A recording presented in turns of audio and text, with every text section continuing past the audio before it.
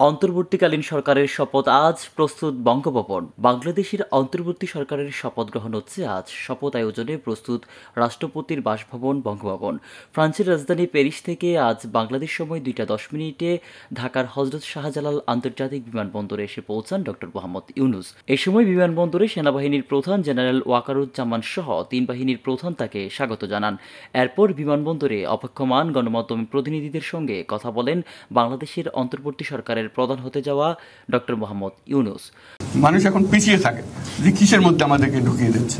আমরা যেন জানতে পারি যে এইটা আমরা সবাই মিলে আমরা অগ্রসর হতে পারি। একটা বড় সারা বাংলাদেশ একটা বড় পরিবার, এই পরিবার আমরা একসঙ্গে চলতে চাই এবং আমাদের মধ্যে দ্বিধা দ্বন্দ্ব যা কিছু থেকে সরিয়ে ফেলতে চাই। যারা বিপথে গেছে তাদেরকে পথে আনতে চাই। বাংলাদেশের চলমান হামলা সংঘর্ষ নিয়ে ড. মোহাম্মদ ইউনূস বলেন, তার উপরে যদি ভরসা রাখে তাহলে আর হামলা হবে না। আগামীতে সরকারের উপর আস্থা রাখার আহ্বান জানিয়ে ড. ইউনূস বলেন, সরকার দেখে মানুষ ভয় পাবে না, তাদের বুক ফুলে উঠবে যে সরকার তাদের সাহায্য করবে। তিনি বলেন, বিপ্লবের মাধ্যমে বাংলাদেশের আজকের নতুন বিজয় সৃষ্টি হলো। ড.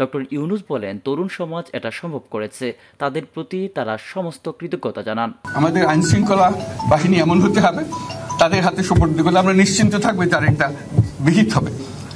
এমনগুলো আমরা হাতে দিয়ে দিলাম যে 2 টাকা নিয়ে আবার ছেড়ে দিল, এটা যেন আবার না হয়। এছাড়া স্বাভাবিক অবস্থায় ফিরেছে দেশ, কাজে ফিরেছে সকল পেশার মানুষ, রাস্তায় স্বাভাবিকভাবে চলছে যানবাহন। ঢাকা থেকে আব্দুর রউফ, আমার বার্তা।